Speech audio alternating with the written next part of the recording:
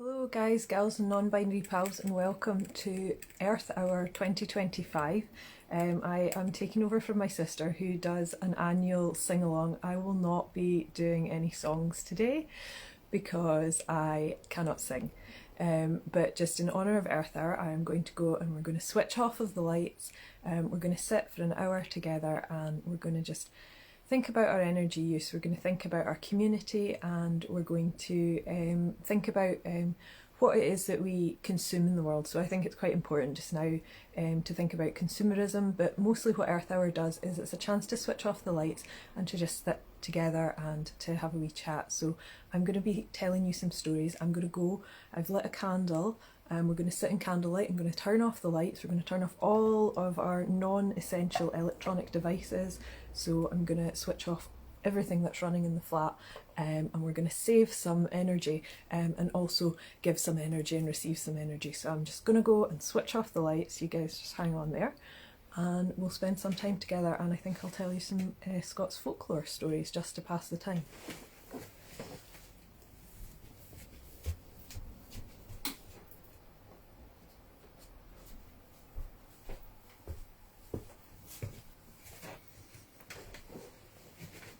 So here we are together. It's a little bit dark. I'm not sure where I should put my candles so that you guys can see me.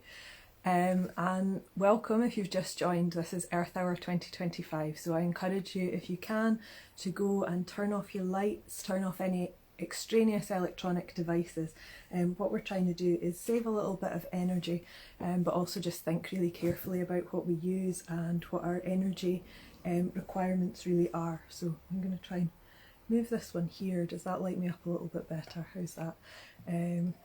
Sorry, I'm a little bit disorganised today. I have never done a live video before, but what I thought would be really nice if we sit together and we have a wee chat, and I am going to read some Scots folklore. So I've got a huge stack of Scots folklore here that will pass the time while we're sitting here together in the dark.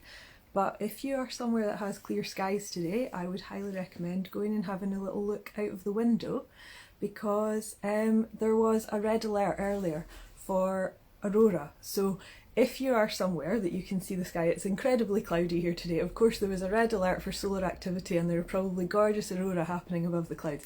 Today it's very cloudy, but if you're sitting here in the dark and you've turned off your lights and we're sitting having a little bit of community time instead of using all our electronic devices, make sure and look out, because if you can see the aurora, that would be fantastic. Even if you can just see a star or two or the planets, then that would be wonderful. So welcome everyone. Hi, thank you for joining me. I am really thrilled that you decided to come along.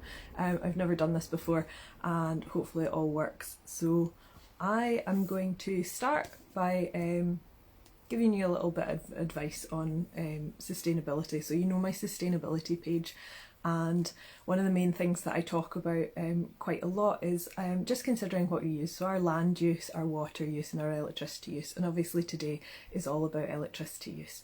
So one of the things that I do this regularly just in case we have power cuts and we end up on a sort of unintentional Earth Hour, is to, when I boil the kettle, what I'll do is I'll put any extra hot water into a flask, and that saves that, and it just means that you're one less boil of the kettle.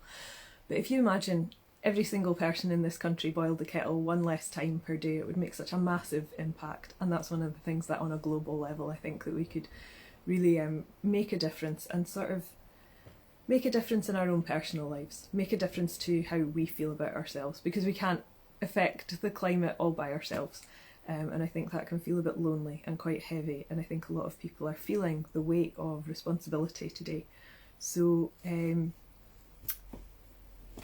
hello Wildcat, hi. Oh, hi everybody. Oh, it's lovely to see everyone. Thank you so much for coming. But yes, don't worry if you can't stay. That's the other thing. I should have said that at the very beginning. If you want to just drop in and out and say hello and just dip in and see a little bit of community, because we've got such a global array of people here already. I know that we've got people in the United Kingdom, we've got people in America already, and possibly from further afield. So yeah, I'm just thrilled that you can all join me. And hopefully we'll have a nice little storytelling session. I have, this is half of the stack of books, so I'm going to pick a story at random and see if I can read it by candlelight to you, because I think that's something that we miss out a lot on. I've been thinking a lot about what we used to do and how we use energy and how we use technology. So I don't own a TV and haven't in my adult life, so I don't tend to watch a lot of shows, but I know that a lot of people rely quite heavily on screens and on their mobile devices and things like that, and I'm very possibly addicted to the internet and my Instagram and watching people's stories and reading poetry and things. But when it comes to community, one of the things that I really loved doing as a kid when there was a power cut and there was nothing else to do, or if you were on a ferry or if you were camping, is card games. Does anybody else still play card games? I was thinking about this today. And I thought, like, what if we lose the ability to play card games? The rules of card games they seem to be passed on as a sort of oral tradition. And I know we've lost a lot of our stories. That's why books like these Scottish fairy tales, this is more West Highland Tales. I've got Scottish fairy tales, I've got Scottish myths and legends, I've got another book called Scottish fairy tales. They're really important because at some point someone thought we should write all of these down. And I thought a lot about the games that we play that are passed on sort of orally, and the kind of, just that community sense that we have a way of passing things on that isn't digital and it isn't written down, but how do we preserve that? And I think we preserve it by doing it. So that's part of why I wanted to do this. I think that one of the oldest human activities in the world is sitting by firelight and telling stories. And I could try and tell these stories by memory, purely by memory, and I would be a little bit embarrassed to do so in case I forgot things. And I think that's one of the things that oral tradition really highlights, is that we should maybe trust our memory a little bit more. I'm away to go on the Wild Biome project in May, and I think I'm getting really stressed out and writing lots of lists and trying to make plans and make everything really organised in advance. I think that's a lack of trust in myself. So maybe what we should be doing is trusting ourselves a little bit more, trusting our own knowledge and our own memory. Hello, welcome. Hello, Fiscar Ma agus Falcha. I'm not going to be doing this in Gaelic, but I thought I would throw a little bit of Gaelic in there just to practice for myself. So what we're going to do is everybody's turned off their lights and we're sitting by the fire, or by firelight as much as we can. I've got my thermals on because the heating's off, and we're going to tell a little story. So I have marked this for no reason. It's called The Elfin Knight. There was a lone moor in Scotland which in times past was said to be haunted by an elfin knight. This knight was only seen at rare intervals, once every 7 years or so, but the fear of him lay on all the country round, for every now and then someone would set out to cross the moor and would never be heard of again. And although men might search every inch of the ground, no trace of him would be found. And with a thrill of horror, the searching party would go home again, shaking their heads and whispering to one another that he had fallen into the hands of the dreaded knight. So, as a rule, the moor was deserted, for no one dare pass that way, much less live there. And by it became the haunt of all sorts of wild animals, which made their lairs there, and they found that they were never disturbed by the mortal huntsman. Now in the same region lived two young earls, the Earl St. Clair and the Earl Gregory, who were such friends that they rode and hunted and fought together, if need be. And they were both very fond of the chase. Earl Gregory suggested one day that they should go a-hunting on the haunted moor, in spite of the elfin king. "Certes, I hardly believe in him at all," cried the young man, with a laugh. "Methinks but 'tis an old wives' tale to frighten the bairns withal, lest they go a-straying amongst the heather and lose themselves. And 'tis a pity that such fine sport should be lost, because we two-bearded men pay heed to such gossip." But the Earl St. Clair looked grave. "'Tis ill meddling with unchancy things," he answered. "And 'tis no bairn's tale that travellers have set out to cross that moor who have vanished bodily and never mair been heard of, but it is, as thou sayest, a pity that so much good sport be lost, for all because of an elfin knight chooses to claim this land as his and make us mortals pay a toll for the privilege of planting a foot upon it. I have heard, however, that one is safe from any power that the knight may have if one weareth the sign of the Blessed Trinity. So let us bind that to our arm and ride forth without fear." Sir Gregory burst into a loud laugh at these words. "Dost thou think that I am one of the bairns," he said, "first to be frightened by an idle tale, and then to think that a leaf of clover will protect me? No, no, carry that sign if thou wilt, and I will trust my good bow and arrow."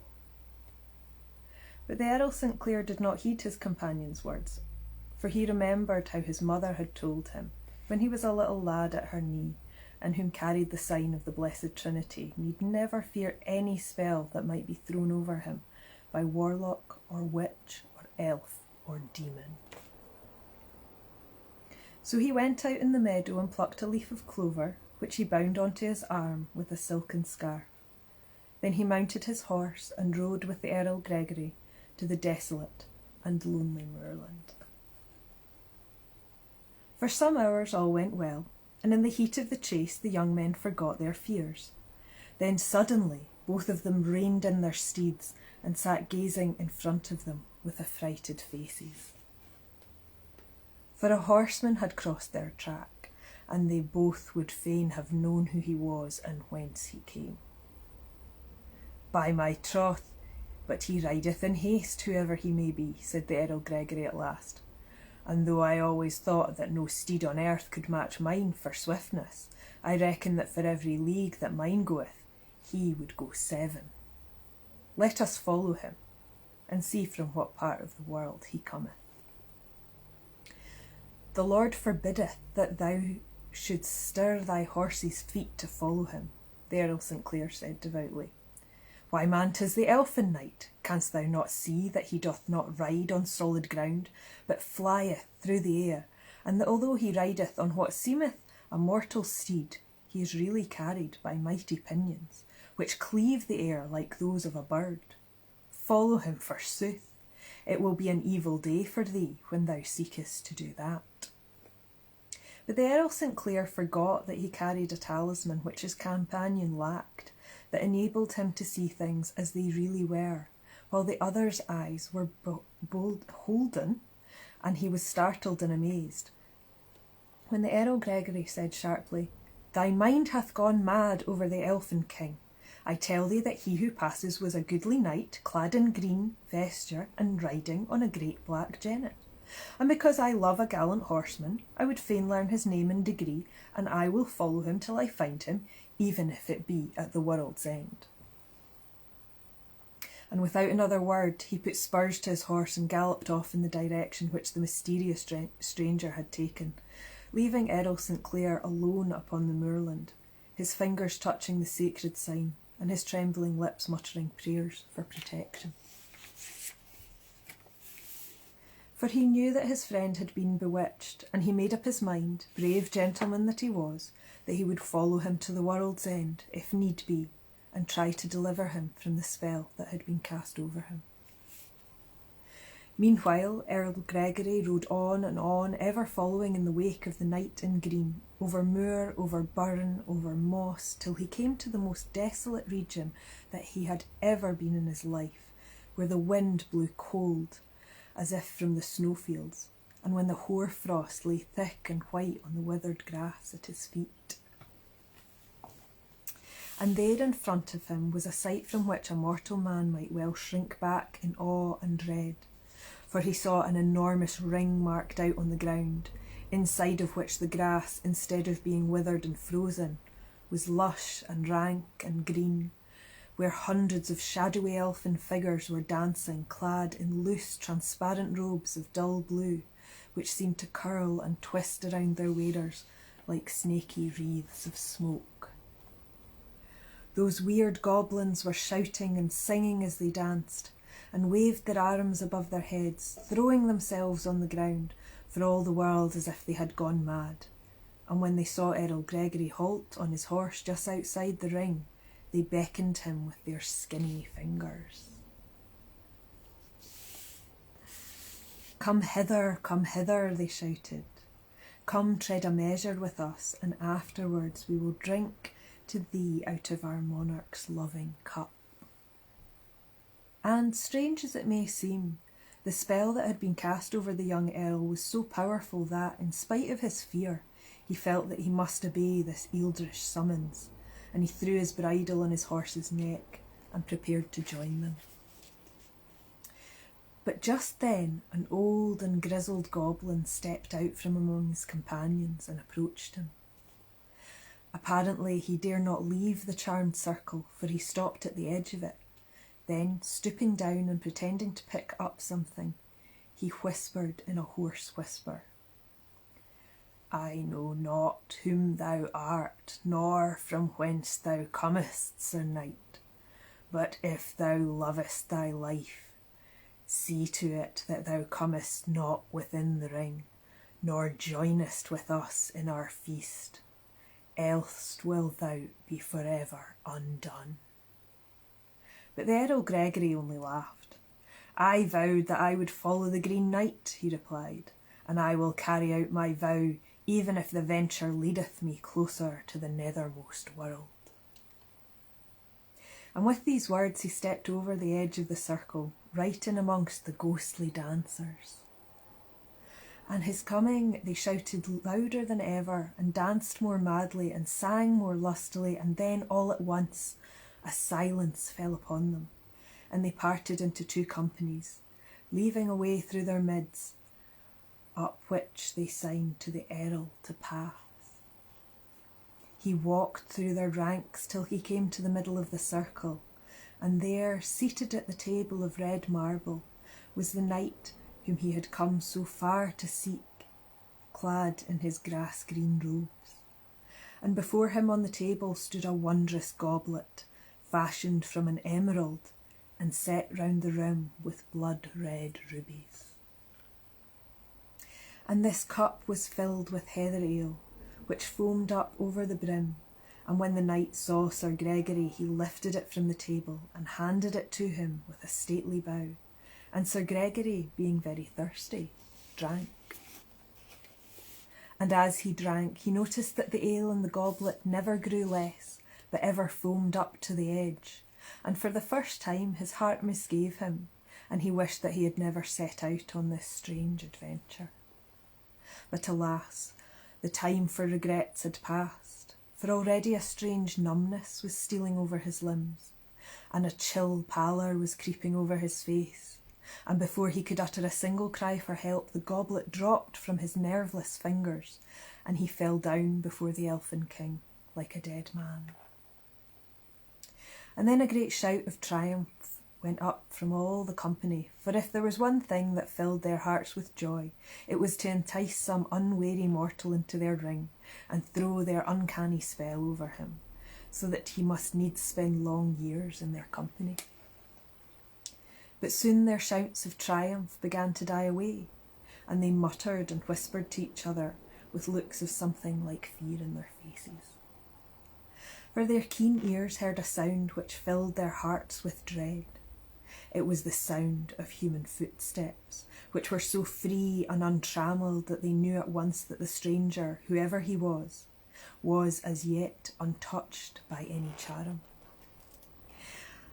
And if this were to be, he might work them ill, then rescue their captive from them. And what they dreaded was true, for it was the brave Earl St. Clair who approached, fearless and strong because of the holy sign he bore. And as soon as he saw the charmed ring and the eldritch dancers, he was about to step over its magic border, when the little grizzled goblin who had whispered to Earl Gregory came and whispered to him also. "Alas, alas," he exclaimed with a look of sorrow on his wrinkled face. "Hast thou come, as thy companion came, to pay thy toll of years to the Elfin King? Oh, if thou hast wife or child behind thee, I beseech thee, and all that thou holdest sacred, to turn back ere it be too late." "Who art thou, and from whence hast thou come?" asked the Earl, looking kindly down at the little creature in front of him. I came from the country that thou hast come from, wailed the goblin, for I was once a mortal man, even as thou. But I set over the enchanted moor, and the elfin king appeared in the guise of a beauteous knight. And he looked so brave and so noble and so generous that I followed him hither, and drank of his heather ale, and now I am doomed to bide here till 7 long years be spent. As for thy friend, Sir Errol, he too hath drunk of the accursed draught, and now he lieth as dead at our lawful monarch's feet. He will wake up, 'tis true, but it will be in such a guise as I wear, and to the bondage with which I am bound. Is there naught that I can do to rescue him? Cried Earl St. Clair eagerly, ere he taketh on him elfin shape. I have no fear of the spell of his cruel captor, for I bear the sign of the one who is stronger than he. Speak speedily, little man, for time is precious. There is something that thou couldst do, Sir Errol, whispered the goblin, but to essay it were a desperate attempt. For if thou failest, then not even could the power of the blessed sign save thee. And what is that? Asked the Earl impatiently. Thou must remain motionless, answered the old man, in the cold frost till the dawn break, and the hour cometh when they sing the matins in the holy church. Then thou must walk as slowly 9 times round the edge of the enchanted circle, and after that thou must walk boldly across it and to the red marble table where sits the elfin king. And on it thou wilt see an emerald goblet studded with rubies and filled with heather ale.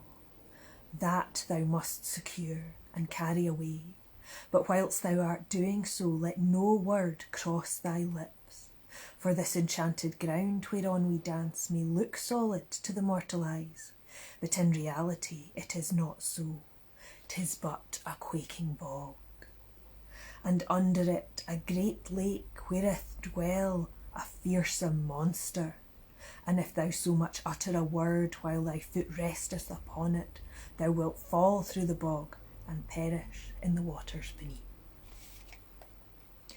So saying, the grisly goblin stepped back among his companions, leaving the Earl St. Clair standing alone on the outskirts of the charmed ring, where he waited, shivering with cold, through the long dark hours till the grey dawn began to break over the hilltops, and with its coming the elfin forms before him seemed to dwindle and fade away.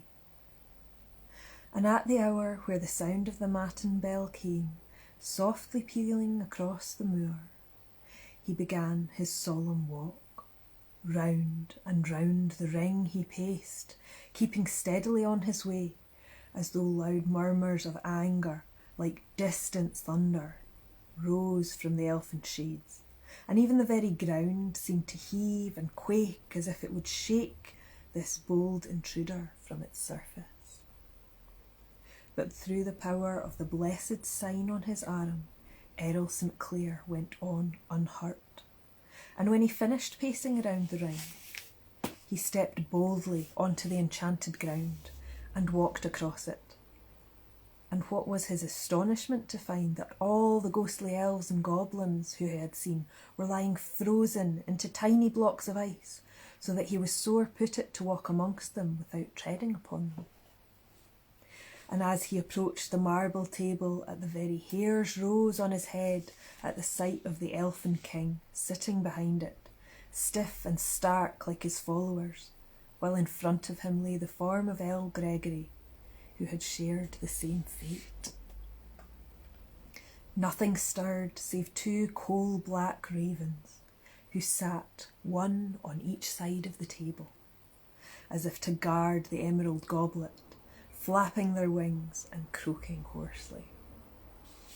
When Errol St. Clair lifted the precious cup, they rose in the air and circled round his head, screaming with rage, and threatened to dash it from his hands with their claws, while the frozen elves and even their mighty king himself stirred in their sleep and half sat up as if to lay their hands on this presumptuous intruder. But the power of the holy sign restrained them, else St. Errol St. Clair had been foiled in his quest. As he retraced his steps, awesome and terrible were the sounds that he heard around him. The ravens shrieked, and the frozen goblins screamed, and up from the hidden lake below came the sound of breathing of an awful monster who was lurking there, eager for prey. But the brave Errol heeded none of these things, but kept steadily onwards, trusting in the might of the sign he bore, and it carried him safely through all the dangers. And just as the sound of the matin bell was dying away in the morning air, he stepped onto solid ground once more, and flung the enchanted goblet from him. And lo, every one of the frozen elves vanished along with their king and his marble table, and nothing was left on the rank green grass save Errol Gregory, who had slowly woken from his enchanted slumber, and stretched himself, and stood up, shaking in every limb. He gazed vaguely around him, as if he scarce remembered where he was. And when, after Sir Errol St. Clair had run to him and had held him in his arms till his senses returned, and the warm blood coursed through his veins, and the two friends returned to the spot where Errol St. Clair had thrown down the wondrous goblet, they found nothing but a piece of rough grey whinstone and a drop of dew hidden in the little crevice where it was hollowed in its side. So thank you to everybody else who's just joined me. Welcome, Falcha, to Earth Hour 2025. This is a little bit different. Hello, I know that you're there, Mary. You should be singing today, and I know you don't feel well enough. So I thought I would tell some stories, and I'm really passionate about Scots folklore, so I hope you enjoyed that little story. It's one of my favourites. I think it shows just the sort of courage that we can have when we're going to try and rescue our friends, whether it's from goblins or elves or sort of darkness or the fear of being frozen. I think it's just a really good tale of what can come of someone who's brave and courageous and believes very much in their purpose. So just if you've joined, Earth Hour is that opportunity once a year, you can take more than once a year if you like, to turn off all of the electrics to save a little bit of electricity, but also to connect with the community globally. So this is a global event, and at 8:30 in local time until 9:30 p.m. everyone's turning off all of their lights, they're turning off their unneeded electronic devices, and taking a little bit of time to sit and have a think about how we consume, how we use energy, and also how we connect with others. So I thought it would be a really nice opportunity to light some candles, to bring out all of my stories, and to have a little chat. So thank you, Robin. Actually, I have to say a personal thank you. Robin, you gave me a reading some weeks ago. Time passes strangely in the world of a changeling like myself, and I've been thinking about it since then, and something that you said really struck me. You talked about me telling stories, and I thought that was a perfect way to spend the evening with everyone here in the sort of global community who are all coming together for Earth Hour. Normally we would have a little sing-song with my sister, who is one of the most wonderful Scots singers and traditional sort of Scots musicians, but unfortunately isn't feeling well enough to give us a wee song, so I'm here instead telling you some stories from some of my favourite books of Scots fairy tales. So thank you everyone who's joined me, and I hope that you're having a nice relaxing evening. I hope that taking this little bit of time, this hour out of the rush and the bustle and the lights, and this incessant need to sort of light up the night and make sure that we're all working as hard as possible, as long as possible, late into the night, just take a little bit of a breather from that and see if we can all kind of connect a little bit. So thank you all, I sincerely appreciate it. That has taken us right up till after 9 o'clock, so I've probably only got time for one more story, and I'm not sure which one it's going to be. So I think I will just, at random, I will open this at whatever page that we end up at. sort of cheated because I know this book was going to fall open at one of my very favourite stories. And if anybody is here from the Wild Biome Project, or anyone who's a forager or into sort of wild food, this one is called Catherine Crackernuts, and it is about a girl who is saved pretty much by a hazel tree, and I love it very much, and I think it really exemplifies this connection with land and connection with our culture and our sort of understanding of the seasons. So I'm going to tell this other story. If you haven't yet turned off your lights, I really encourage you to go and do so. Have a little think about any unused electronic devices you could just switch off at the wall, and join this sort of global movement today that goes on all across the world, throughout all countries, at 8:30 p.m. So that's just a little sense of connection, and that's kind of why I wanted to sit here by firelight and tell some stories and make sure that we're all kind of feeling like we've got a bit of community around, because I know it can be quite a scary time and a fast time, and everything in the world seems to be going wrong, but we have each other and we have community, and we have that sense that we're not alone. So yes, this one is a little bit in my celebration of trees and of landscape and of how nature, I feel, can save us. So, Catherine Crackernuts. There was once a king whose wife died, leaving him with only a daughter whom he loved dearly. The little princess's name was Velvet Cheek, and she was so good and bonny and kind-hearted that all her father's subjects loved her. But as the king was generally engaged in the transaction of business of the state, the poor little maiden was rather lonely, and often wished that she had a sister whom she could play and whom would be her companion.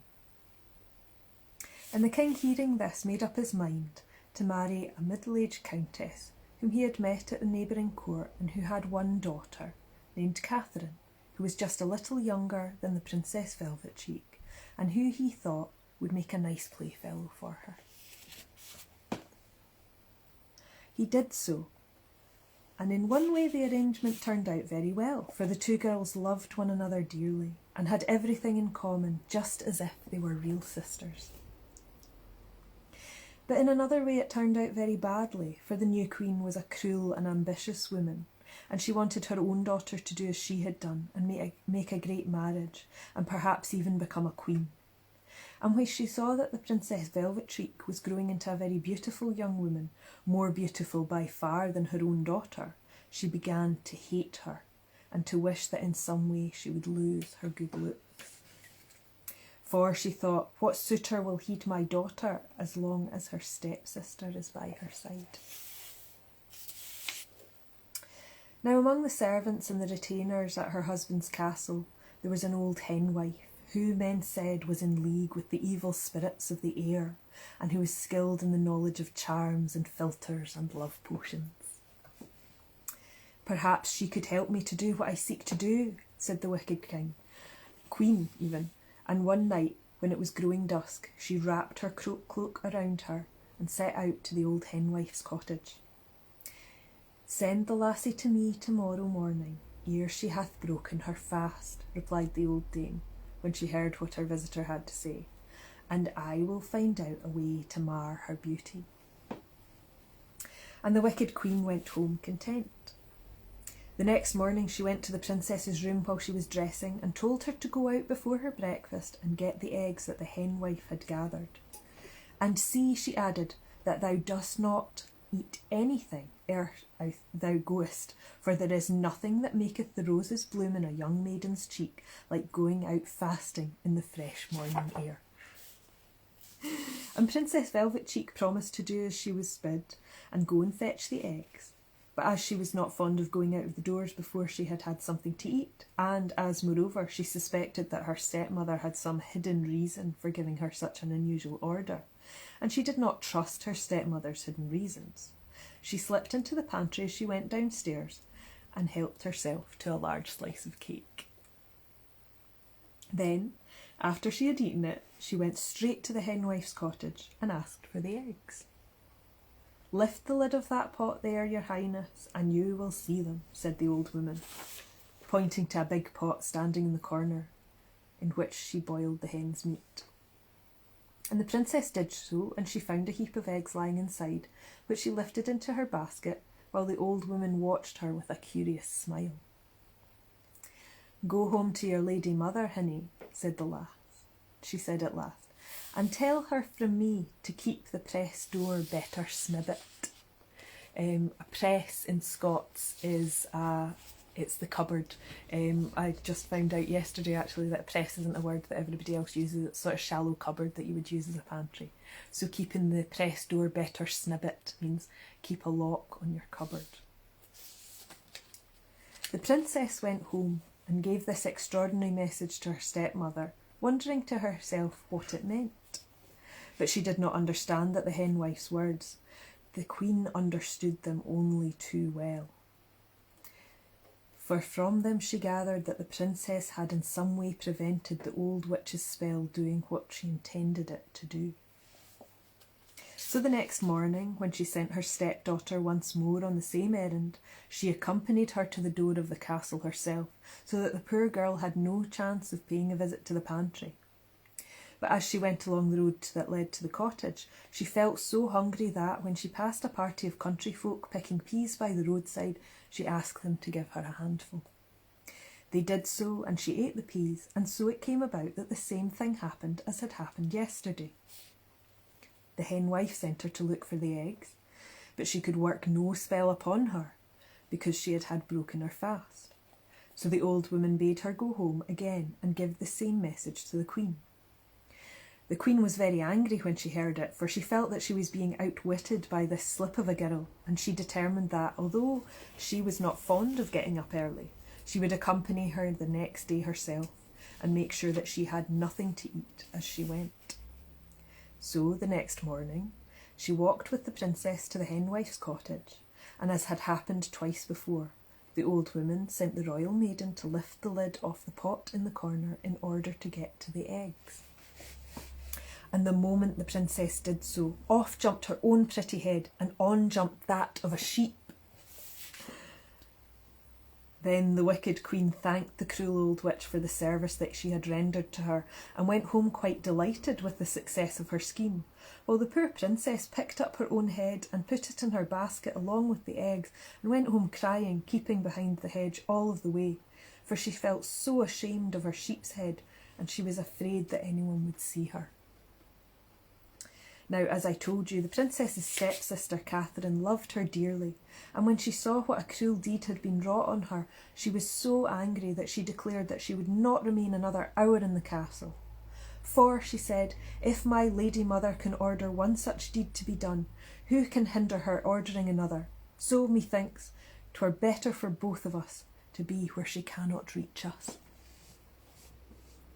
So she wrapped a fine shawl around her poor stepsister's head so that none could tell what it was like, and, putting the real head in the basket, she took her hand, and the two set out to seek their fortunes. And they walked till they reached a splendid palace, and when they came to it, Catherine made it. I do apologise, that's really alarmed to let me know that we only have 15 minutes left. Wow, what a fantastic earth hour we're having. I'm sorry about the light, it's quite dark just because I'm only using candles. But I wonder if you can see this picture. It's one of my favourite illustrations in this book, and I have always loved this story. Just the idea that this curse where her head jumps off into the basket and it's replaced with a sheep's head, and the lengths at which her stepsister will go to, who is no relation to her, and I think it's a great story about found family as well. And this is one of the few stories in my books that both of the princesses have names. We know what they're called. It's quite bad sometimes in fiction, and especially in storytelling, where it was just the princess or the eldest son. Yes, I can hold the picture up again. Let's see. I hope you can see that. I've always thought this is a beautiful illustration. So Thank you so much for joining me. I'm so glad that you're sitting with your candles on and listening to this story as well. So I hope you're excited to find out what happens. I haven't read this in a long time and I know what happens, but I still think it's a lovely example of fairy tales in Scots folklore, and it does have a few wee bits. It's not written in Scots, but it has a few bits of Scots words throughout it. So I always enjoy that. I always enjoy sharing bits of my language with you. So Catherine went boldly up to the door and knocked upon it. "May I perchance find work here," she explained, "and earn enough money to keep both of us in comfort?" But the poor princess would fain have pulled her back. "They will have nothing to do with thee," she whispered, "when they see that thou hast a sister with a sheep's head." "And who is to know that thou hast a sheep's head?" asked Catherine. "If thou hold thy tongue and keep thy shawl well around thy face, and leave the rest to me." So up she went and knocked on the kitchen door, and when the housekeeper came to answer it, she asked if there was any work that she could give her. "For," she said, "I have a sick sister who's sore troubled with the migraine in her head, and I would fain find a quiet lodging for her where she could rest for the night." "Dost thou know aught of sickness?" asked the housekeeper, who was greatly struck by Catherine's soft voice and gentle ways. "Aye, do I?" replied Catherine, "for when one's sister is troubled with the migraine, one has to learn to go about softly and to not make noise." Now it chanced that the king's eldest son, the crown prince, was lying ill in the palace of a strange disease which seemed to have touched his brain. For he was so restless, especially at nights, that someone had to always be with him and watch that he did himself no harm, and this state of things had gone on so long that everyone was quite worn out. And the old keeper thought that it would be a good chance to get a quiet night's sleep if this capable-looking stranger could be trusted to sit with the prince. So she left her at the door and went and consulted the king, and the king came out and spoke to Catherine, and he too was well pleased with her voice and her appearance, that he gave orders that a room should be set apart in the castle for her sick sister and herself, and he promised that if she would sit up at night with the prince and see that no harm befell him, she would have, as her reward, a bag of silver pennies in the morning. Catherine agreed to the bargain readily, for, she thought, 'twill always be a night's lodging for the princess, and by that, a bag of silver pennies is not to be got every day. So the princess went to bed in the comfortable chamber that was set apart from her, and Catherine was sent to watch by the sick prince. He was a handsome and comely young man, who seemed to be in some sort of fever, for his brain was not quite clear, and he tossed and tumbled from side to side, gazing anxiously in front of him, and stretching out his hands as if he were in search of something. And at 12 o'clock at night, just when Catherine thought that he was going to fall into a refreshing sleep, what was her horror to see him rise from his bed, dress himself hastily, open the door, and slip downstairs as if he were going to look for somebody. "There be something strange about this," said the girl to herself. "Methinks I had better follow him and see what happens." So she stole out of the room after the prince and followed him safely downstairs. And what was her astonishment to find that apparently he was going some distance. For he put on his hat and riding coat, and unlocking the door, crossed the courtyard to the stable and began to saddle his horse. When he had done so, he led it out and mounted, and whistling softly to a hound which lay asleep in the corner, he prepared to ride away. "I must go too and see the end of this," said Catherine bravely, "for methinks that he is bewitched. These not be the actions of a sick man." So just as the horse was about to start, she jumped lightly on its back and settled herself comfortably behind its rider, all unnoticed by him. Then this strange pair rode away through the woods, and as they went, Catherine pulled the hazelnuts that nodded in great clusters in her face. For, she said to herself, dear only knows when the next I might get something to eat.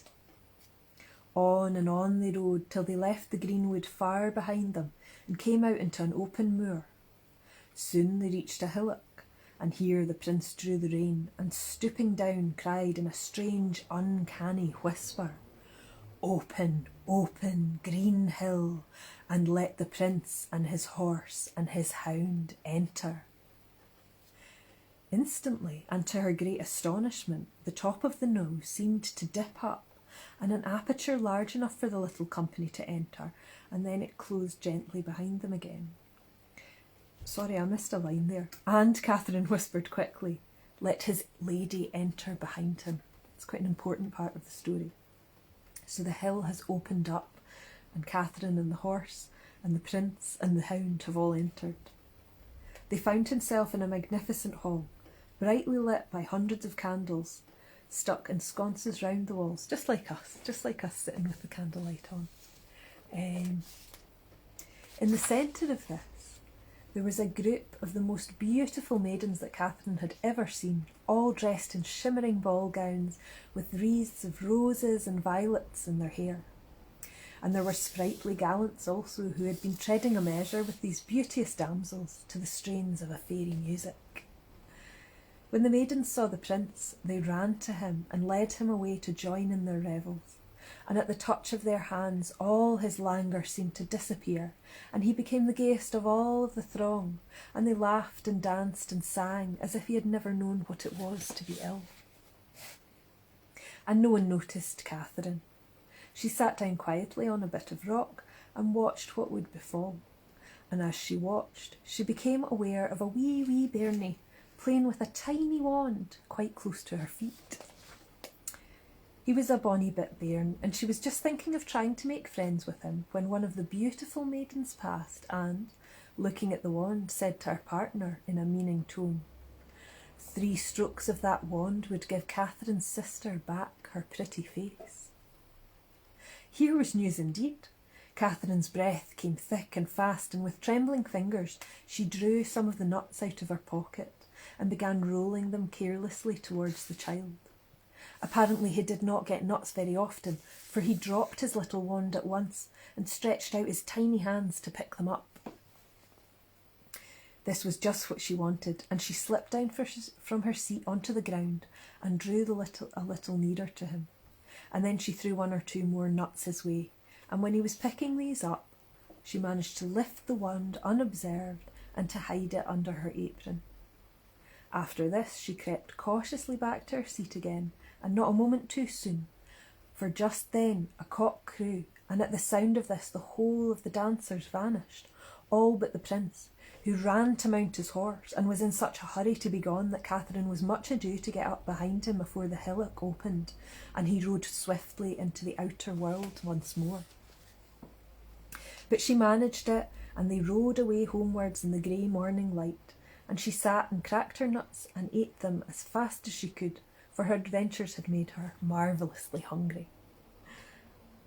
When she and her strange patient had once more reached the castle, she just waited to see him go back to bed and began to toss and tumble as he had done before, and she ran to her stepsister's room, and finding her asleep with her poor misshapen head lying peacefully on her pillow, she gave it 3 sharp little strokes with the fairy wand, and lo and behold, the sheep's head vanished, and the princess's own pretty one took its place.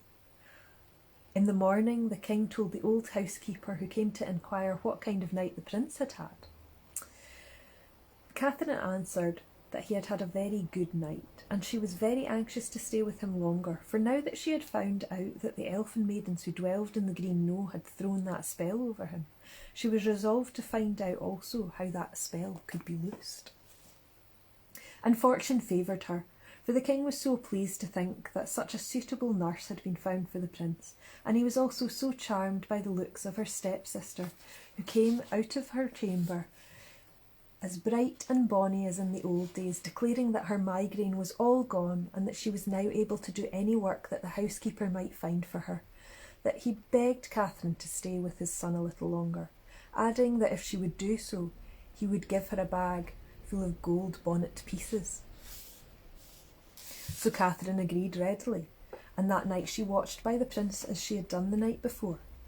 And at 12 o'clock he rose and dressed himself and rode to the fairy knowe, just as she had expected him to do, for she was quite certain that the poor young man was bewitched and not suffering from a fever, as everyone thought he was. And you may be sure that she accompanied him, riding behind him, all unnoticed, and filling her pockets with nuts as she rode. When they reached the fairy knowe, he spoke the same words as he had spoken the night before. "Open, open, green hill, and let the young prince in with his horse and his hound." And when the green hill opened, Catherine added softly, "and let his lady behind him." And so they all passed in together. Catherine seated herself on a stone and looked around her. The same revels were going on as yesternight, and the prince was soon in the thick of them, dancing and laughing madly. The girl watched him narrowly, wondering if he would ever be able to find out what could restore him to his right mind. And as she watched him, the same little bairn who had played with the magic wand came up to her again, only this time he was playing with a little bird. And as he played, one of the dancers passed by and, turning to her partner, said lightly, three bites of that birdie would lift the prince's sickness and make him well as he ever was."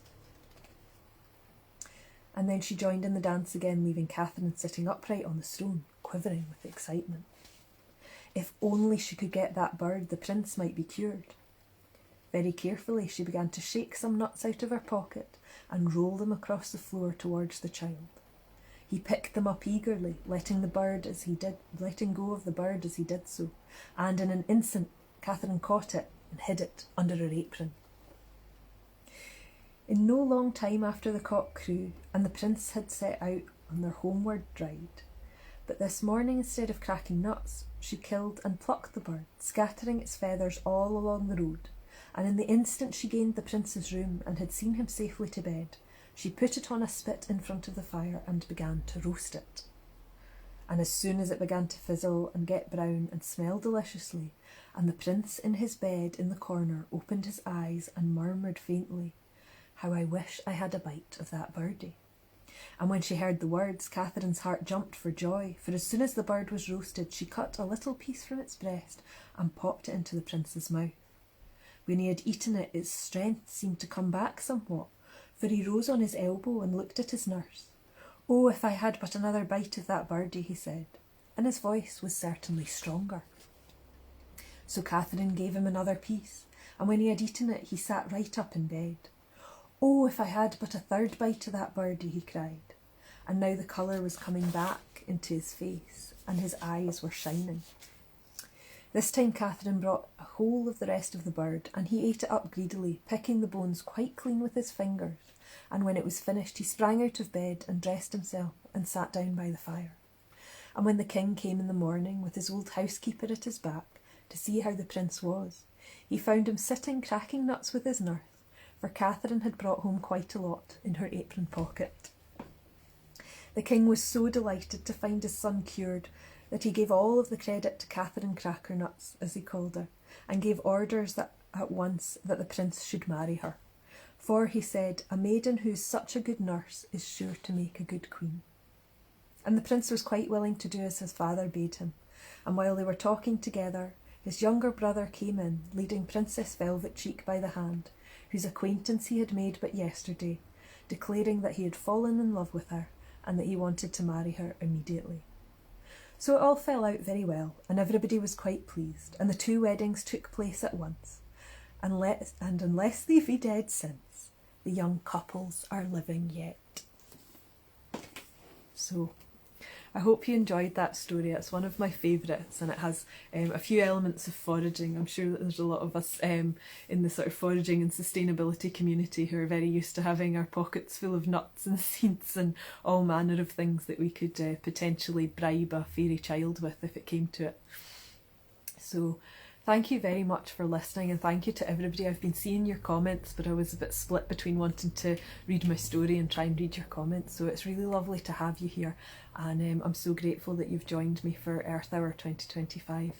I hope you've enjoyed it. Let's have a look at the time. That is exactly 9:30. I couldn't have timed that better if I had intended it. So I hope that you all had a really nice evening. I hope that it's been a little bit quieter and maybe just taking a little bit of time away from news. It might just sort of settle us all a little bit. I certainly feel a lot better for having read some stories instead of reading the news tonight, and sitting and listening to the rain fall on the skylight there and with my candles around me. So yeah, I think this is something that we could all do with. So thank you so much. Thank you. I truly appreciate everybody's comments. Perfect time management. Yeah, this is the first time ever. I'm not usually very good at managing my time, so it just so happens that two Scots fairy tales is just about an hour. I might do this again. If you would like to keep doing Earth Hours, there's nothing to stop us from taking a wee bit of time every evening and turning off all of our electronic devices and seeing if we can spend some time together. So yeah, we'll make it a fortnightly thing, Mary. How about when you feel a bit better, you can do it weekly. You can do a singing evening one night a week, and I'll do a storytelling the next again night, and we'll keep this going. I think that would be quite nice. You can sing us some Scots folk songs, and they'll sort of top up our knowledge of Scots language and also some of the culture. There's some really bonny songs that tell us a lot about our history, and I think that would be quite a nice thing to celebrate as we kind of take stock. I think for me, Earth Hour is all about going back to our roots and just spending a bit of time together and time with ourselves and thinking about how we used to be. I think we used to live a little bit slower. We would have been sitting here knitting our jumpers or grinding our grain for bread, and yes. Oh, for the Americans in the room, yes, a fortnight is 2 weeks. Yes, it is. It's not a game. Fortnight is a 2 week, yes. It's 14 nights, so we used to say a sennight, which is 7 nights is a week, and a fortnight, which is the 14 nights. Yes. So yeah, every other week on a whatever day this is. I don't actually know what day it is today. Is it Saturday today? Yeah, that's the thing. I can tell the time, but I can't tell what day of the week it is. I know that we're after the equinox, and that's all that matters. Not just poems. Oh, that would be really cool. Yeah, we should have a poetry night. Actually, we should read some of our own poems as well. It's been a very long time since I've done live readings of poetry or any kind of readings at all. Maybe we should have a wee get together. I wonder how we can do this as a collaboration. I think that would be really nice, because I think what we need more than ever right now is that sense of community and the sense of getting together and sharing and telling stories around a fire, maybe having a wee bit of home cooked food and things like that, going out to your community garden, spending some time in nature. This is what we need right now. So aye, let's figure it out. Let's see how we can do that. I could rake around the archives and dig out some poems as well. I've got quite a few. There's one I was working on in 2020 which has become ever more relevant, called All of My Children Are Trees. And I really mean to go and give that a little bit of an edit and an update, because I never did share it. And I think we, with the news that the COP30 has been cutting down trees in the Amazon forest just to make a road so that they can access the climate summit, I think now is a really great time for that poem. So aye, sounds good. Thank you all for joining me. I'm going to go and have a wee bit of quiet time now and rest my voice. But I really appreciate you listening to me for that long. Thank you so much. If I can save this, I will try for anybody that missed the first story, because they were both quite good ones. I quite enjoy both of them. And maybe we'll do this again in a fortnight. Wonderful. Thank you so much, and good night everyone. Oich va.